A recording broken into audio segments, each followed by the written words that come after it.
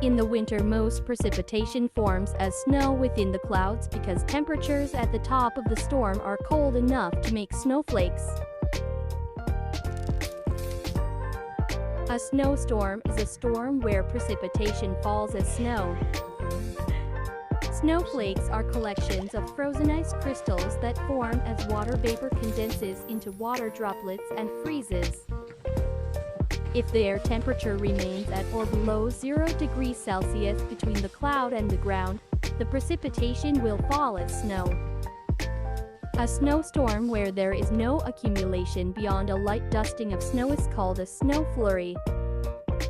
If the snow showers are accompanied by strong gusts of winds and accumulation of lots of snow is a snow squalls.